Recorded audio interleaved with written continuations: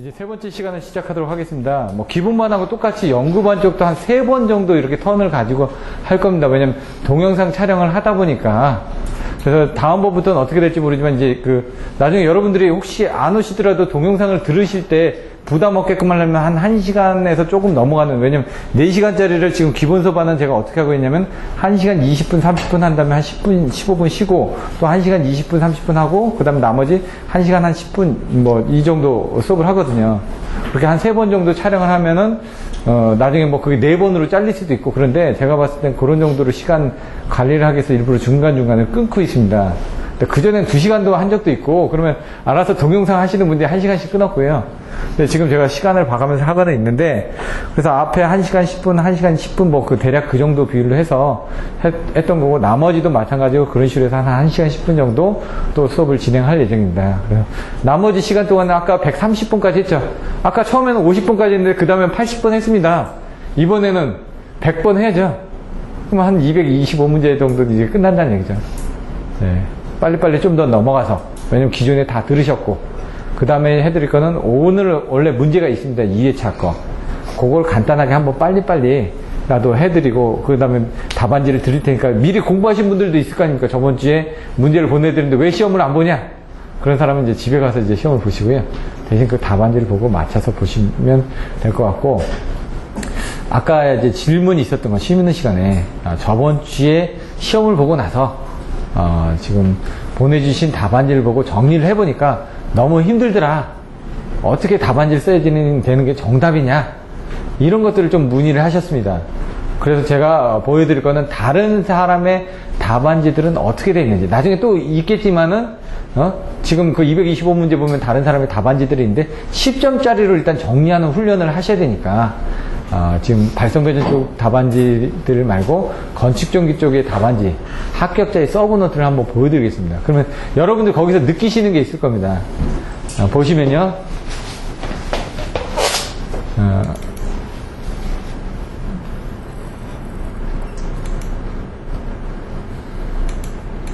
이렇게 책을 만들었습니다. 여기서 순서대로. 먼저 예비 전원. 딱 보면 이제 간단하게 정리가 되죠. 예비 전원 종류. 예비 전원이라 해가지고 간단하게 쓰죠. 예비 전원의 종류 1 가 1로 해도 되고요. 일단 보기에도 깔끔하지 않습니까? 글씨도 잘 썼죠. 일단 그리고 간단하게 쓴다 이거죠. 뭐 길게 쓰는 거 없습니다. 딱 키워드만. 예? 작업 정전 시 뭐뭐 한다. 무사고 정전 시 뭐뭐 한다. 딱 보면은 딱딱 보이죠. 전력회사 예고 정전 시, 수용관의 작업 정전 시, 무예고 정전 시. 딱 그 안에서 땅땅땅땅 이렇게 내려가죠. 그리고 끝. 이렇게 간단하게 정리되는데, 뒤쪽으로 좀 가서 보시면은 뒤에 그림들 같은 게 이렇게 그림을 그려서 적절하게 한눈에 보이게끔 이런 것들도 잘 그려서 1, 2, 3, 4 1, 2, 3, 4 1, 2, 3, 4 이런 식으로 이런 것들도 한번 그 아이디어를 얻으시라고, 그림 같은 것도 발전기실 면적 산출 방법 이런 것들도 옛날에 나왔었거든요. 간단하게 한 번 정도.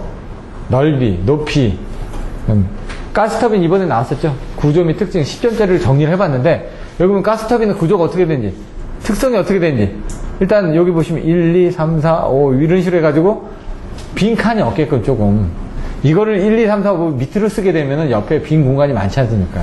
뭔가 허전하다는 얘기죠. 그런 경우는 그 허전한 공간에 그림이나 수식을 각각 옆에다 채워주시면 됩니다.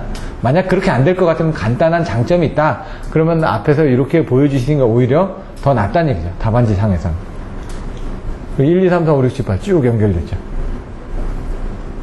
이런 것들은 이제 뒤에서 추가적으로 써는 거고, 그림 같은 거 그리더라도 항상 그 밑에 수식이라든가 이런 것들이 이걸 넓게 쓰면서도 잘 보여지게끔 그림 그려주고, 이런 것들을 훈련을 해줘야지만 그림이 몇 칸이 들어가는지 알겠죠. 그런 경우 같은 이 그림을 뒤로 그려주셔야 되는 거죠. 자기 하면서. 근데 아까처럼 잘 쓰셨는데 그거를 다 베끼시라는 게 아니라 일단 그걸 보고 이해를 하시라는 얘기고요. 그거에 대한 그 서브노트들은 나중에 끝날 때쯤 되면은 상황을 봐가지고 더 잘 돼 있는 그 부분을 가지고 보여드릴 겁니다. 근데 일단은 본인들이 써보신 거하고 안 써보신 건 틀립니다. 본인이 써보시면서 이거 잘 모르겠는데 하면서 일단 뭐를 알고 뭐를 모르는지를 알거든요. 아까 이제 수용률, 부동률, VI를 쓰셨지 않습니까? 그 정도는 조금 와닿아요. 그 정도는 그 전에 봤으니까. 근데 나머지 건 써도 거시적, 뭐 미시적 해가지고 마이크로, 매크로 그리드 해가지고 이렇게 딱 그려서 썼는데 그건 잘 모르겠잖아요. 근데 그거는 형태는, 이런 식으로 표를 해서 썼구나. 이런 것들을 쓰시다 보면 나중에 저런 부분에 어떤 유형의 문제가 나오더라도 그런 표라든가 이런 걸 갖다 쓰실 수가 있어요. 예를 들어, 여기 보시면 표가 별로 없잖아요. 다 1, 2, 3, 4. 근데 그림은 들어가고. 표도 좀 활용을 많이 하셔야 돼요, 표를. 그림. 딱딱 들어가고. 일단은 한눈에 잘 보이게끔 쓰는 연습을 해야 돼요. 여기도 보시면 답안을 보여요. 4, 결론, 1, 2, 3. 고려하지 않음. 짧죠? 발음. 예를 들어, 뭐, 아까처럼 송남부죠. PSS. 소국여자, 난조, 부재중해상, 저주편상. 그러면 소국여자, 화살표, 난조, 땅땅. 이렇게 하면 4개 눈에가 키워드가 딱 떠요. 다른 군더더기 옆에다 막 다 쓰실 필요 없다는 얘기예요. 그럼 그 키워드만 딱 보여줘도 벌써 이 사람이 흐름을 알고 있다는 걸 아는데 그걸 주구절절히 뭐 2줄, 3줄 이렇게 써봐야 아무런 의미가 없다는 얘기예요. 아까 쓰신 것들은 제가 보내드린 답안지는 그냥 이해하기 위해서 많이 써져 있는 얘기고 사실 거기서 버릴 내용들은 더 많아요. 버릴 내용도. 근데 키워드를 제가 써보라고 그랬잖아요. 키워드를 가서. 본인이 여기서 이걸 요약해서 키워드를 적는다 그러면 어떤 걸 적어야 될까? 그 키워드만 한번 적어보시라는 얘기예요. 키워드를.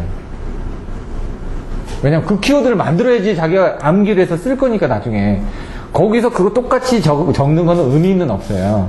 한번 읽어보고 본인이 그걸 정리하는 훈련들을 좀 해보시라는 얘기예요. 요거를 내가 다시 적는다면은 이렇게 적겠다. 모르는 건 버려요. 모르는 건 어차피 써봐야 못 가지고 가요. 나중에 시험장 가서 본인이 쓸 수가 없어요. 내가 가져갈 수 있는 것만 적어놓고 딱 보여주면은 요런 게 좀 더 들어갔으면 좋겠습니다 하고 그때 가서 이제 삽입을 하는 거죠. 똑같이 베끼는 건 의미가 없어요. 똑같이 베끼는 건. 저도 옛날에 학원 다니면서 모범답안 부분 똑같이 베껴가지고 시험 보고 내잖아요. 점수 이렇게 주면서 그 사람은 속으로 그랬을 거예요. 참 열심히 잘 베꼈다. 저도 이제 그때 당시엔 그게 베끼는 게 전문인지 알았어요. 근데 나중에 가서 답안지를 보다 보니까, 여러 사람의 답안지를 보다 보니까, 그거를 압축하는 부분. 얼마나 표현을 잘하느냐. 얼마나 눈에 잘 보이게 배치를 잘하느냐. 아무리 저기 했어도 머리 모양 잘하고 그냥 깔끔하게 입고 다니면 저 사람은 깔끔해 보여요. 아무리 옷을 잘 입은 분들 뭐예요? 그 사람한테 풍기는 이미지라든가 이런 것들이 틀리면은 아닌 거예요. 이런 것들도 글씨가 아무리 틀려도 상관없어요. 글씨가 아무리 못생겼어도 다 알아들어요. 딱 보면 아니까 이 사람이 뭘 얘기하고자 하는 건지, 내가 뭘 얘기하고자 하는 겁니다라는 거를 보여주는 게 가장 중요하다 이거죠. 그래서 어떤 문제 중인지 서론, 본론, 결론을 해가지고 이거의 정의는 뭡니다. 딱 이거에 대한 종류들은 뭐뭐가 있습니다. 그 중에서 채점자가 원하는 부분 이 부분이니까 이 부분에 대해서 제가 쓰겠습니다. 이렇게 나가라는 얘기죠. 지금 넓게, 때로는 좁게, 때로는 깊게, 그걸 잘 치고 빠져야 된다는 얘기죠. 그러려면은 키워드가 명확하게 있어야지만 전달이 잘 된다는 얘기죠. 아까 뭐 아분가전, 직동태찰, 아크저항의 영향, 언더리치 해놓고 그 밑에다 저 25점짜리를 쓰려면 거기다 사실 그 가로를 더 써주셔야 돼. 그래야지 점수가 더 나오는 거고. 일단은 그 키워드부터.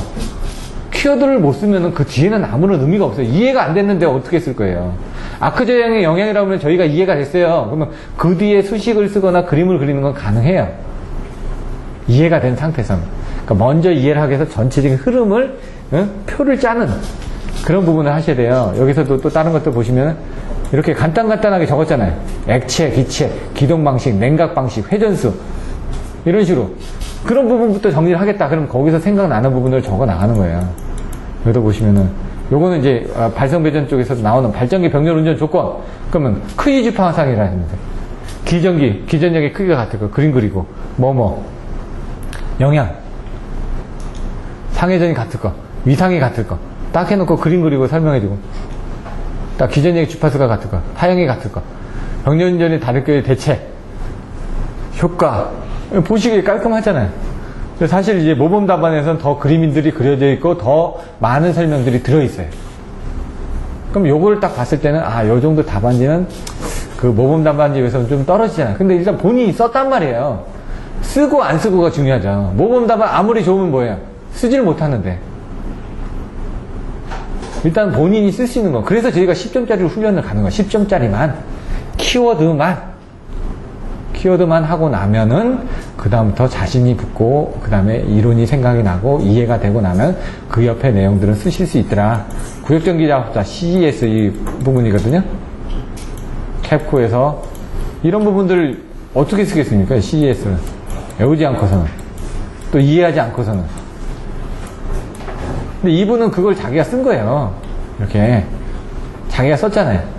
연축전지, 알칼리 축전지 특징, 종류 특징 뭐 이런 식으로 자기가 맨날 쓰던 방식대로 쓰다 보니까 폼이 나오는 거예요. 딱 쓰고 근데 여긴 종류 이해했잖아요. 연축전지하고 알칼리 축전지 그냥 써놓고 그 다음에 거기서 생각나는 거 그냥 쭉쭉쭉쭉 쓰는데 한두 줄 정도 쓰는 거예요. 그럼 이거는 암기를 했다기보단 이해를 했기 때문에 자동적으로 여기까지 나오는 거고, 요런 데 가면은 이제 이런 것들은 이제 암기가 좀 돼야지 나오겠죠. 예? 이해를 해서 바로 나온다는 건 좀 힘들겠죠. 아까 서론이나 이런 쪽은 암기를 해서 나올 수도 있지만 이해를 해서 나오는 부분이 더 커요. 근데 이해가 잘 안 되니까 어떻게 되죠? 저희가 키워드를 암기를 하는 거예요. 그래서 그거를 빼내는 거예요. 근데 제가 이제 개념적으로 이제 서론 쪽은 부분 좀 개념적으로 설명을 드리려고 하잖아요. 서론은. 그 다음에 나머지 본론에 들어가서는 그건 암기를 하는 방법밖에 없어요. 결론도 암기를 할 수밖에 없어요. 향후 방안이라든가 이런 것들은 여러분들이 이해하고 있는 걸 쓰셔야 되는 거예요. 암기가 한 80, 90%예요, 일단은. 네? 암기를 하고 나서 그걸 이해하는 식으로. 이런 내용들이 있다. 보시면 이제 보통 충전, 균등 충전, 급속 충전, 뭐 부동 충전 해가지고 나오잖아요. 이런 것들이 키워드가 나와줘야지만 되고, 그 밑에서는 이제 땅땅 써 나가는 부분들. 이런 식으로 보통 써요. 이렇게 딱 해놓고 제목 쓰고 밑에 쓰고. 그러면 키워드가 나오면 이제 쓸 거를 생각하는 거예요. 키워드 쓰고 여기 한 줄이나 두 줄에, 한 줄이나 두 줄에 거의. 세 줄까지 가면 이거 읽어지나요? 여러분들? 읽어지시나요? 한 줄은 딱 읽어 보여줘요. 아, 이거 읽어야지. 세 줄 되니까 안 보여져요. 그러니까 최소 두 줄을 넘기지 말라는 얘기예요. 그리고 나면 이런 것들이 된다. 1, 2로 나누는 거예요. 1, 2로. 이렇게 땅땅땅땅 하나, 둘, 셋인데 이거를 이렇게 쓸 수도 있잖아요. 그런 식으로 자꾸 쪼개서 키워드만 쓰는 훈련. 요것도 이렇게 많이 써봤자 눈에 안 들어오는데 뭐라고 해야 돼요? 1, 2 이렇게 해놨잖아요. 줄 쳐놓고 자기네들이 그걸 이제 나중에 쪼개서 쓰는 거죠. 그래서 거기서 뭐 이렇게 쪼개서 썼던 내용들. 두 줄 정도가 돼가 보면 맥시멈이에요. 두 줄 이상 가면은 차라리 번호를 바꾸는 거예요. 개요도 1, 2로 나누면 돼요. 번호만 나눠주면 되지. 그게 뭐가 힘든가요? 네, 보여지기 좋게끔. 답안지가 이게 보여지기 좋게끔 잘 돼 있다 보니까. 근데 필요한 거는 그림을 그리고 수식하고 도표하라. 이렇게 막 쓰는 것보다는요, 아까 그렇게 쓰는 것보다는 차라리 표로 정리해서 요것들 있다. 그럼 표로 이렇게 나눠서 1, 2, 3, 1, 2, 3 해놓으면 한눈에 또 들어와요. 그 구역이 보이니까 딱 눈에 띄잖아요. 표로 그리라는 부분이 딱 눈에 띄니까.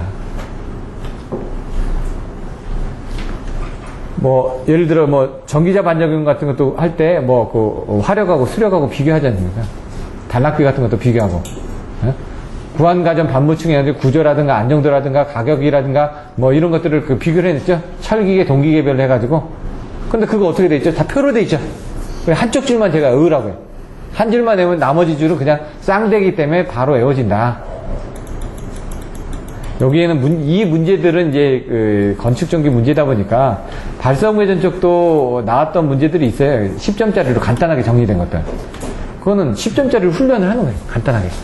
그런 문제들도 있어요. 몇 문제들. 그게 225문제에다 넣어놨어요. 보시면은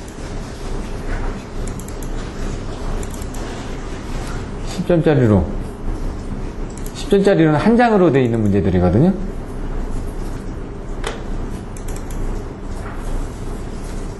요건 이제 두 장으로 이제 다른 사람이 쓴 것들을 적어놓은 거야. 그냥 답안지를 보고 적어놨는데 어떻게 돼 있어요? 1, 2, 3 전표부. 저는 이렇게였거든요. 이게 디지털 전기잖아요. 아까 말씀드린.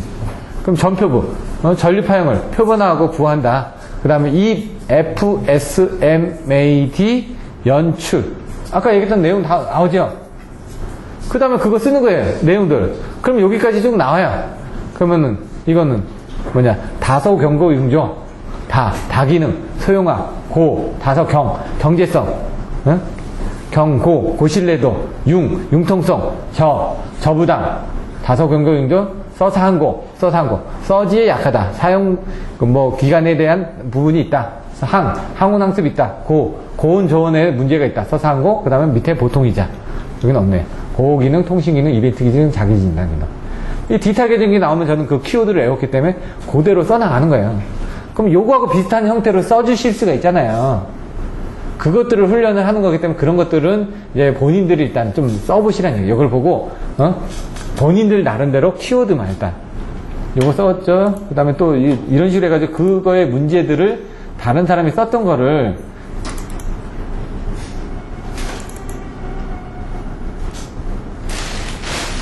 또 어떤 문제가 있을래나? 이게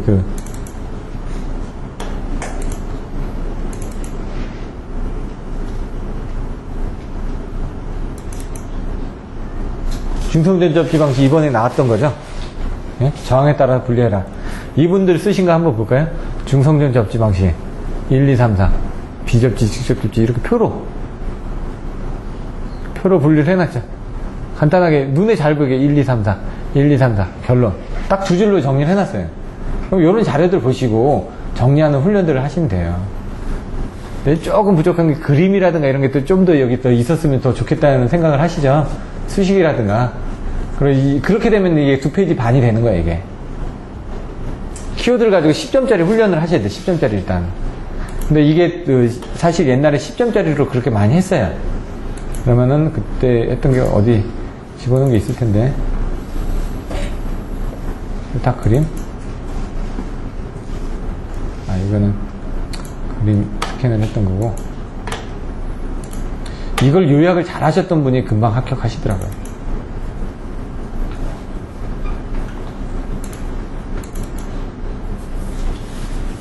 이렇게 다 여러 가지 책에서 답안지를 다 만들어가지고 넣어드렸어요. 그러면 여기서 여러분들이 가져갈 수 있는 것만 일단 요약해서 만들어보라는 얘기예요. 한번 딱 보면은 공통적으로 나오는 단어들이 있잖아요.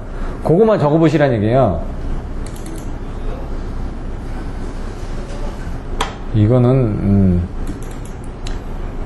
이렇게 돼 있는데 이렇게 피레기, 정의, 역할, 이상전압 억제, 속류 차단, 그리고 제한전압, 충격방전기 시점 이렇게 이걸 쓰더라도 뭐라고요? 하나씩 쪼갰잖아요. 이렇게 이것도 눈에 잘 보이잖아요. 2줄 이상 안 가잖아요.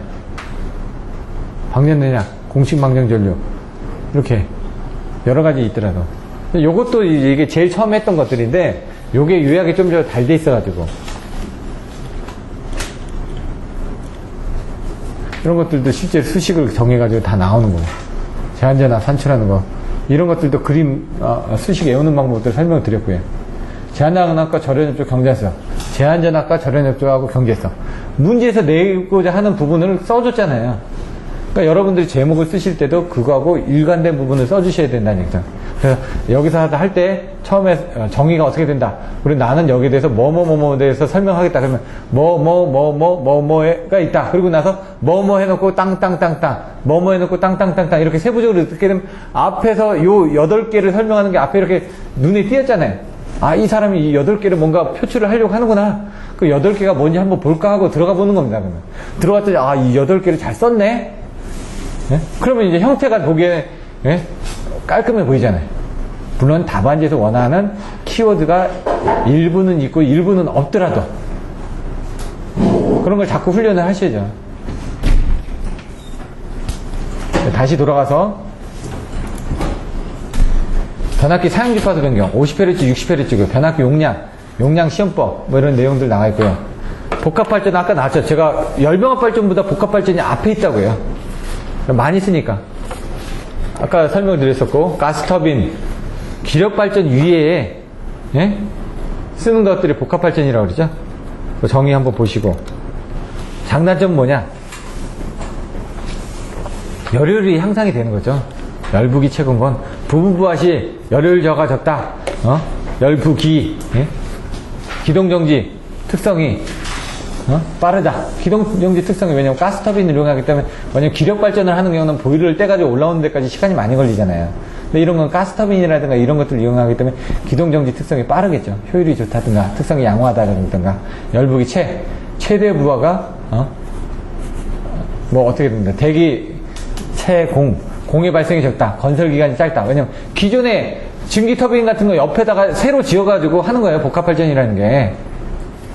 그런 식으로 이제 외우는 거예요.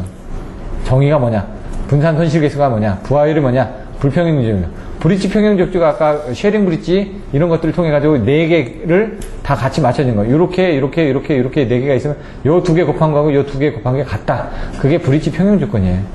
여기서 나온 게 최대 전력 전달이 어떻게 되냐?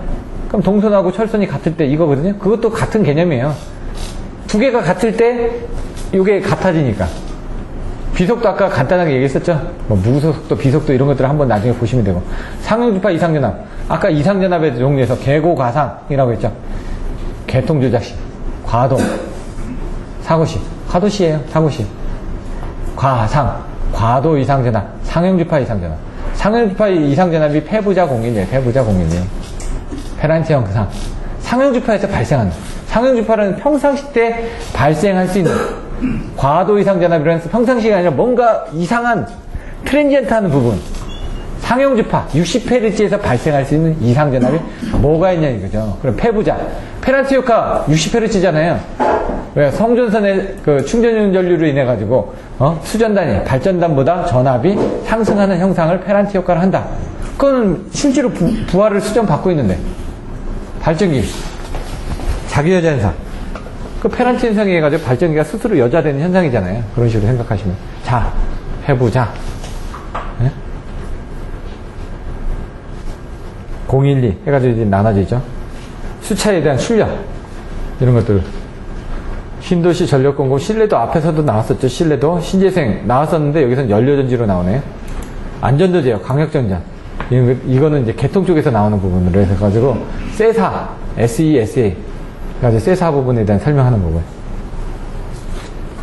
활선애자 세정이라고 한 2번인가 나왔어요. HLWS. 한라인 워싱 시스템.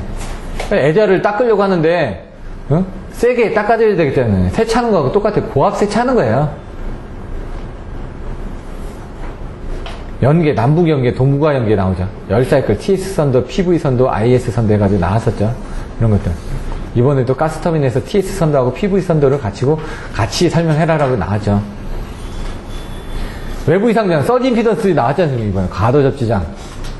외부 이상 전압에 섬낙, 역섬낙, 경각, 역섬낙 이런 거 10점짜리 정리된 것들 잘 있어요. 원자력 나왔고, 장거리, 단거리, 중거리, 장거리 송전선로, 전개, 전력거래, 전력손실, 뭐 전력저장. 이 전력저장 이번에 나왔죠? 예? 에너지.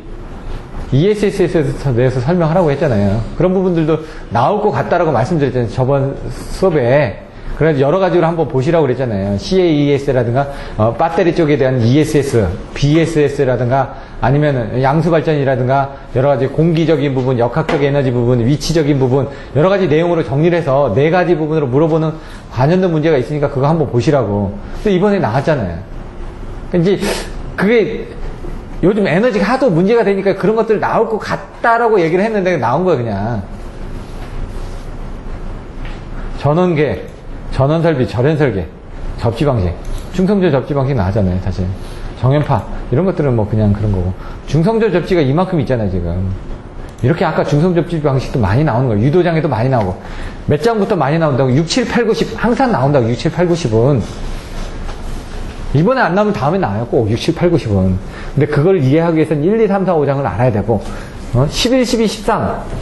11장 반드시 나와요. 변전소에서는 안 나올 수가 없어요.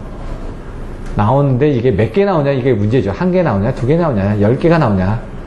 배전솔로에서는 사실, 배전솔로 구성은 잘 안 나와요. 어쩌다 미친놈이 10점짜리로 내면은 그것도 맞아야 되잖아. 어쩔 수가 없잖아요. 13문제 중에서 10문제를 선택하기 진짜 힘들어요. 13문제 중에서 한 8문제, 9문제 선택을 하잖아요. 선택했다는 건 본인이 쓸 수 있다는 얘기예요. 쓸 수 있으니까 선택했을 거예요. 근데 이제 잘 몰라도 자기가 알고는 있는데 잘 기억이 안 나. 이것도 선택한 거예요.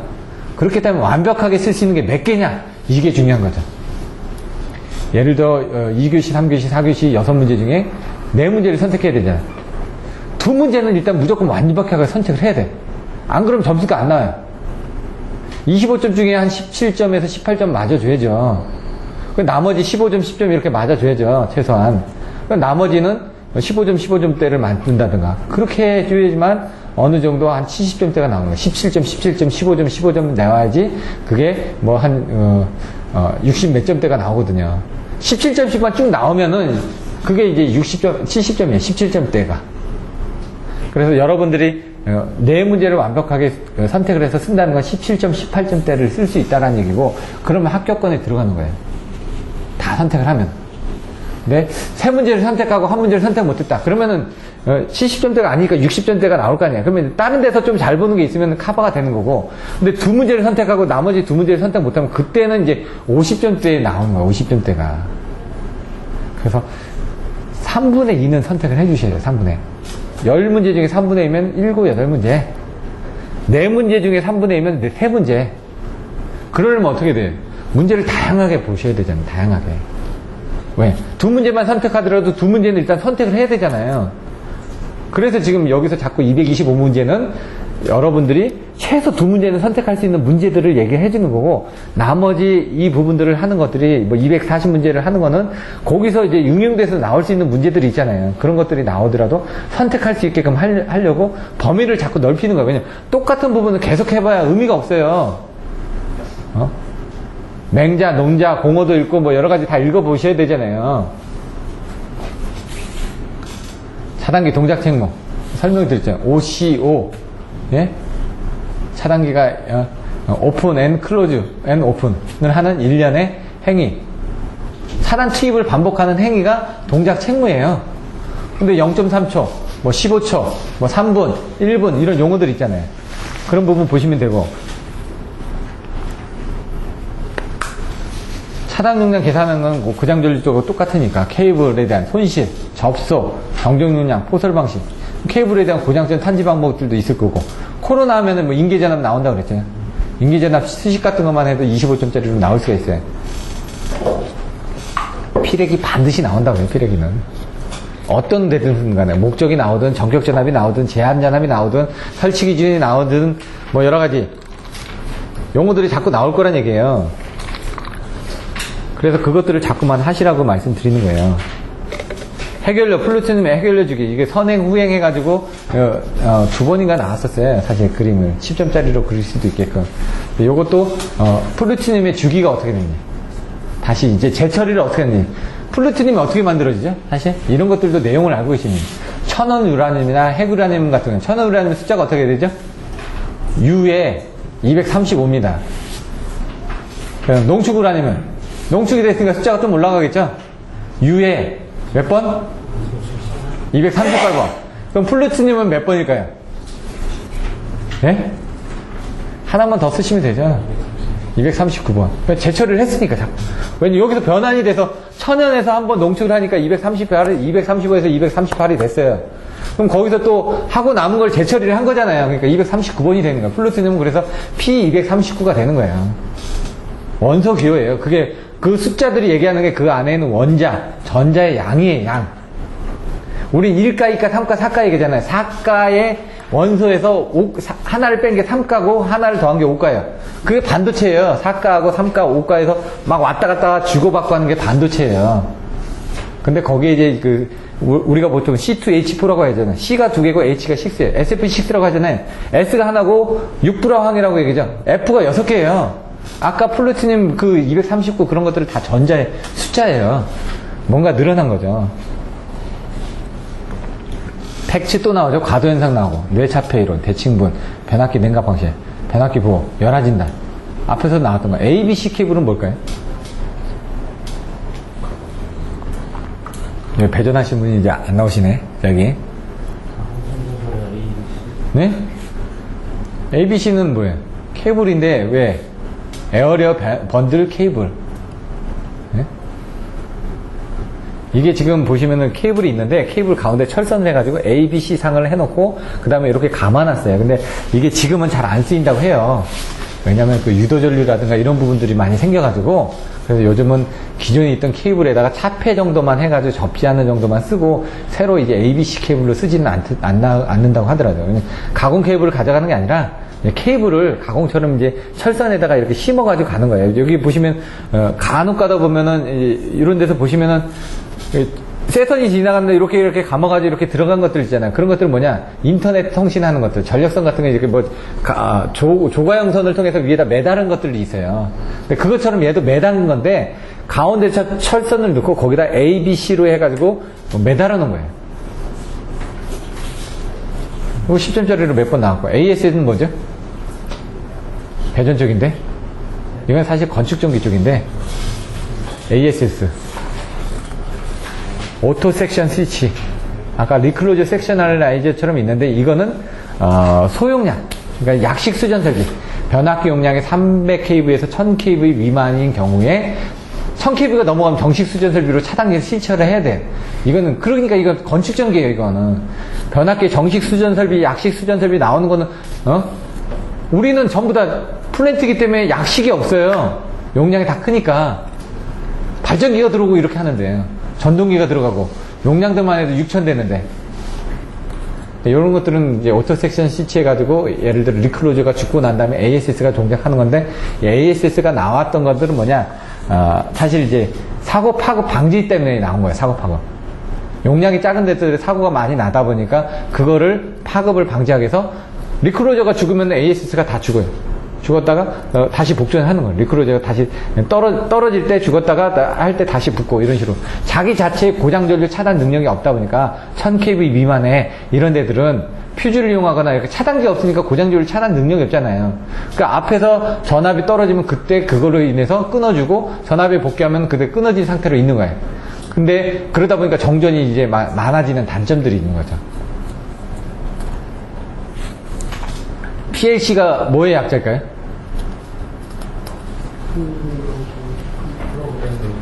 컨트롤러. 근데 여기서는 그런 용어가 안 나옵니다. 파워라인 캐리어예요. 파워라인 캐리어.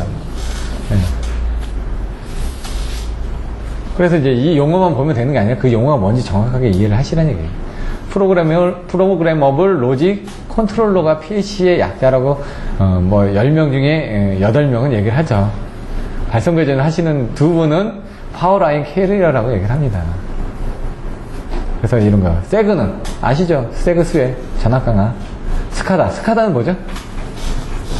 슈퍼바이저리, 컨트롤, 앤, 데이터, 애퀴지션. 예. 다스는 데이터 애퀴지션 시스템이에요. DCS, 디스트리뷰티드 컨트롤 시스템, 분산 제어, 이런 식으로. 영어도 이제 그 원어들을 좀 많이 알고 계셔야 돼요. 나중에. 이 스카다도 바로 2월 달에 나왔었죠? 스카다에 관련된 그런 부분이. 비슷한 내용이. EMS하고 스카다하고 이렇게 해서 나왔었잖아요. 2월 달에. SNW는 뭐죠?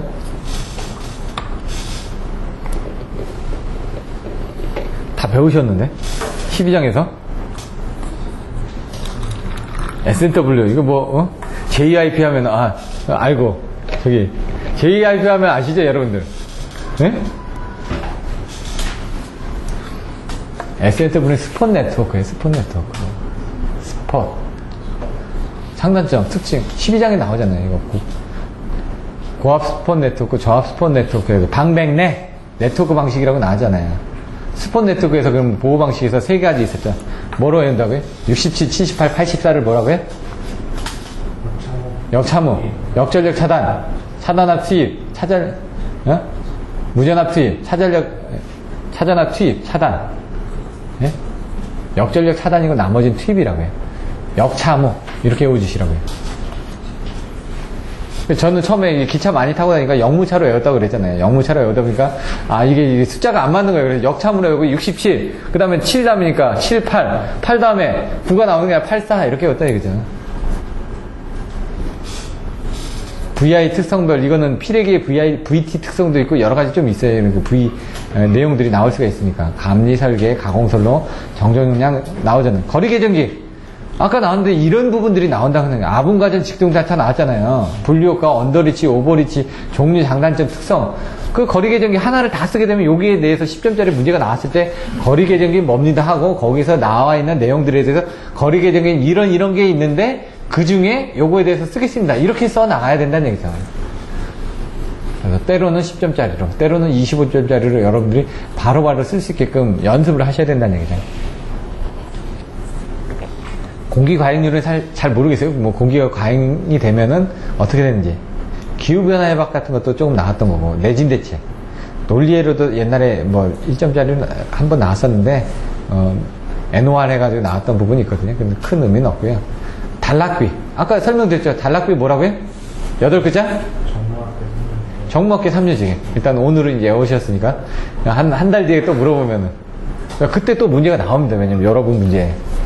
일단 키워드가 나와야지. 그 다음에 그 정의는 쓰고, 그 다음에 그림을 그려주고, 그 다음에 단락비에 대한 문제가 나오는 거죠. 대칭자표법, 동기발전기 결선.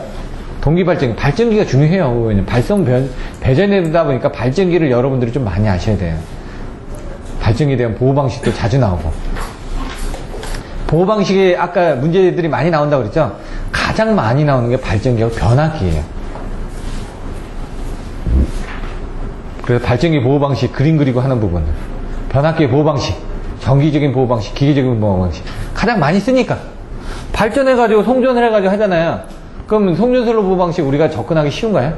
접근하기 힘들잖아요. 그러니까 그런 부분들은 잘 안 나와요. 모선도 접근하기 힘들죠. 잘 안 나와요. 전동기 필요 없잖아요. 사실 발성배전인데 그건 부하측이잖아요. 잘 안 나와요. 케이블 보호방식 이런 거 안 나와요. 그러니까 발전기하고 변압기가 제일 많이 나오니까 그런 부분을 보시는 거예요. 디지털 계정, 반송 계정 방식. 반송을 한다는 얘기잖아요. 우편물이 들어오면 반송한다고 그러죠?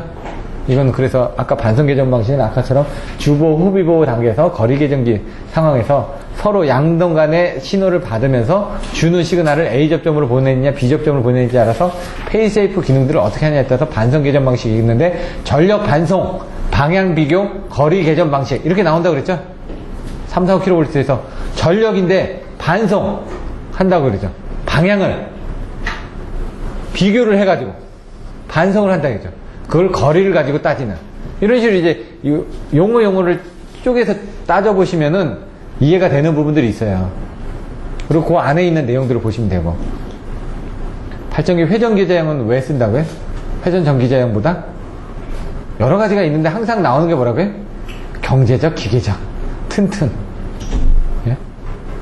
우유 먹고 튼튼한 것 뿐만이 아니라 이게 경제적, 기계적, 튼튼 이 부분 항상 나온다고요. 그런 것들 다 쓰시면서 다른 내용들을 한 두세 가지만 써주셔도 뭐 이렇게 네 가지가 되잖아요, 벌써. 최소 네 가지가 나올 수 있게끔 해주셔야 된다. 발전소의 출력이 어떻게 되는지 계산하는 부분들이 있었어요. 방사선 폐기물은 어떻게 처리를 하느냐 이런 것들도 나왔어요. 경주 방패장 같은 경우 있는데 그러면 존에 따라서 저준위 방사물이 있고 중준위 방사물이 있을 거 아니에요. 그걸 넣어놓고 나서 나중에 땅굴을 팠잖아요. 그리고 나서 그 안에다 통으로 차곡차곡 채워놓고 나중에 되면 어떻게 된다요? 파묻어 버린다고요. 아예 입구를 막아버려서 아예 못 들어가게끔. 배전 계획, 배전 방식 이런 것들을 이제 12장 가서 배우신다고요. 아까 그 계획할 때 어떻게 된다. 경과지 철탑할 때까지 송전 뭐 철저를 해가지고 설명드렸죠. 1장에서 아침에 경과지 선정을 하고 그 다음에 효율적으로 국토를 이용하기 위해서 어떻게 해야 되고 뭐 이런 것들 앞에서 송배전 계통의 계획에서 2번 나왔지 않습니까? 예? 송경전철회 뭐 이렇게 해놨죠. 거기 경과지 나왔죠. 경이 그 경과지 선정이에요. 여기도. 그러면 이제 이런 것들을 받았다가 여러분들이 또 써먹으실 수도 있는 거죠. 어디 갔냐? 버드 케이지는 뭐죠? 예? 예. 버드는 새잖아요. 케이지는 새장이잖아요. 가공지선에 이 심선이 풀려가지고 이 연선 부분에 바깥의 부분이 풀리면서 이렇게 새장처럼 부풀어 오는 게 버드 케이지예요. 나중에 이제 사진으로 다 보여드릴 거니까 2장에서 다음 주에 맥스웰 반정식, 전파 방정식이라고 얘기도 하기도 하고 밀만의 정리 이거는 이제 그 노튼의 정리하고 반대 부분인데 병렬로 연결해가지고 계산할 때 편리한 부분. 그래서 밀만의 정리를 언제 쓰시냐면 여러분들이 저기 CPD, MOF라고 얘기죠. MOF의 Z 부분이 C1, C2가 있는데 그 Z1에 무관하게 일정하게 됨을 증명하시오 할 때 그걸 수식으로 해가지고 뭐 WC분 해가지고 계산하면 한 2장 나오거든요. 근데 밀만의 정리로 계산하면 1장이 나와요. 그런 때 한번 외워두셨다가 쓰시면 된다는 얘기죠. 암페어 이건 법칙이니까 한번 보시면 되고요. 쭉 플레밍, 펠티어, 톰슨. 펠티어하고 톰슨도 나왔었죠 최근에. 이런 것들이 나온다는 거예요. 핀치 효과도 나왔고. 변압기. 쭉 많죠, 변압기는. 앞에도 있지만 뒤에도 있네. 지그재그 TR. 저번에 한번 설명을 드렸죠. 지그재그 TR은 뭐 한다고요? 비접지 계통에서 접지를 시키고자 할 때도 쓸 수도 있어요. 그리고 고조파를 억제할 때도 지그재그 TR을 쓸 수도 있어요. 건선이 이렇게 돼 있다고요. 그림 그리는 부분 설명드렸잖아요. 건선이 이렇게 해가지고 돌아가면서. 그래서 건선이 하나는 이렇게 내려왔다가 여기 두 개가 건선이 있나 하나는 올라가고 내려가고 올라가고 하면서 얘가 벡터적으로 올라갔다가 얘가 벡터적으로 반대로 가니까 그 안에서 상쇄를 시키기 위해서 만들기 위해서 결선을 지그재그로 바꿨다고 해서 지그재그 TR이라고요. 단건 변압기, 그 다음 복근 변압기, 삼상 변압기, 단상 변압기, 삼상 변압기 이렇게 나가는데 지그재그 결선도 있다. 이런 부분들도 있었고요. PFBC가 뭐죠? PFBC. CFBC는 뭔가요? PFBC. 프루라이즈드, 갑자기 생각이 안 나네. 가압 유동층 연소 보일러인데, 네? CFBC 순환 유동층, 서큘레이터. 갑자기 이름이 생각이 나네. IGC는 뭐라고요? 석탄가스화. 네? 복합 발전, IGCC. 이렇게. 원어들도 다 보셔야 돼요, 자꾸. 감압 운전을 한다. 압력을 낮춰서 운전한다는 얘기예요. 그러면 좀 효율을 높게 하려고 하는 거겠죠. 부분 부하 시, 감압 운전을 하면은, 부하가 적게 걸리면 얘를 좀 적게 만들면은 효율이 더 좋아질 거 아니에요. 그런 내용들. 급수장애, 보일러 급수장애, 스케일, 슬러지, 뭐 이런 것들 나오겠죠. 왜냐면은 여러분들 혈관에 고기들 많이 먹고 그러면은 여기 막 끼죠. 동맥경화 일어나는 것처럼 얘들도 그런 거예요. 물이 계속 뜨거우면 안 껴요. 근데 물이 지금 온도 차이가 있거나 그러면은 물 안에 녹아있던 어떤 그 슬러지 같은 게 벽면에 낄 거 아니에요. 그런 게 다 껴있으면 나중에 그게 슬러지로 돼 있잖아요. 그 스케일로 돼 있고. 슬러지는 가라앉는 게 슬러지고요. 스케일은 옆에 이제 그 따닥따닥하게 붙는 거예요. 그 배관 같은 데 안에 보시면 막 붙어 있잖아요. 그래서 발전기 같은 것도 세관을 하잖아요. 화학용품을 해가지고 넣어서 그걸 녹여주는 거예요. 부동액 같은 거 막 지나다니다 보니까 그 안에 붙여있는 있으면 있으니까 그걸 화학적으로 세관을 하는데 적정한 압력하고 이런 부분을 해주셔야 돼요. 근데 중요한 거는 그 안에를 또 방청을 해줘야 돼요. 세기 때문에. 닦아내는 것 뿐만이 아니라 그거를 또 보충을 해줘야 되는 거예요. 그런 내용들. 그래서 이제 급수장애 쪽에서 나왔을 때 이제 관류식 부위로 해서 그런 급수장애 부분에 문제가 나올 수가 있다고요. 관류식이니까 관이 하나로 계속 가잖아요. 막혀있잖아요. 드럼 같은 건 어떻게 되죠? 끌어놓고 항상 증기된 물만 나가잖아요. 깨끗한 물만 올라간단 말이에요. 그래서 얘네 같은 경우는 관류식 보일러를 쓸 때는 급수장애가 일어나지 않도록 증류수를 사용해야 된다. 이런 내용들이 나오잖아요. 아니면 가성 취하라든가 뭐 이런 부분이 나온다. 이런 내용들이 나오니까 보시면 되고. 미분탄.